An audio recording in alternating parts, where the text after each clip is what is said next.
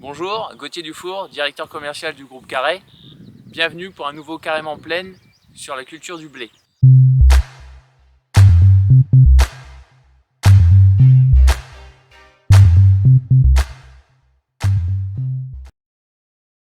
Nous sommes ici sur une parcelle de la ferme pilote à Gouy-sous-Bellone, une parcelle de blé variété Chevignon semée au 20 octobre sur un précédent en pommes de terre.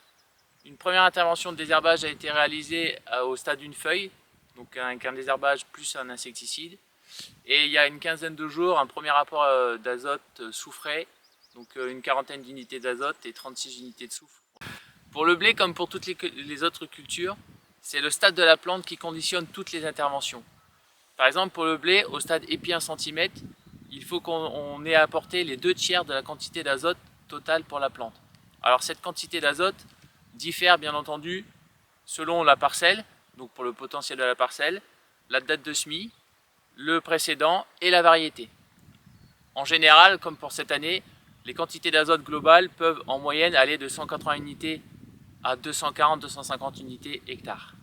En ce qui concerne le désherbage, il est important d'essayer de désherber avant le stade épi 1 cm, car à ce stade, c'est là où le blé commence à avoir une masse de végétation importante, et du coup, pour aller atteindre les jeunes plantules style vulpin ou régras, ça devient assez compliqué.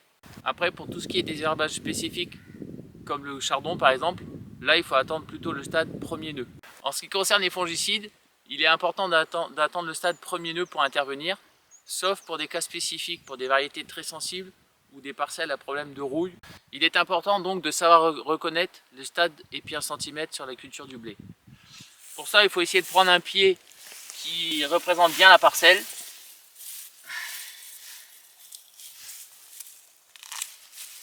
Comme ceci. D'y chercher le mètre brun. Donc en général, c'est la tige la plus développée du pied. Sur ce pied de blé là, on voit bien le mètre brun, la tige principale, et toutes les différentes tales. Et c'est bien le mètre brun que l'on prend pour déterminer le stade du blé.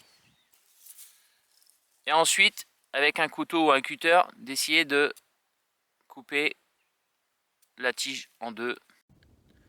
Donc la mesure du stade se fait entre la distance qui est entre le plateau de talage ici et le haut de l'épi. Donc ici, on est à peu près sur 0,5-0,6. Pour toute question complémentaire, n'hésitez pas à contacter vos techniciens du groupe Carré. Et je vous dis à bientôt pour un nouveau Carrément Plaine.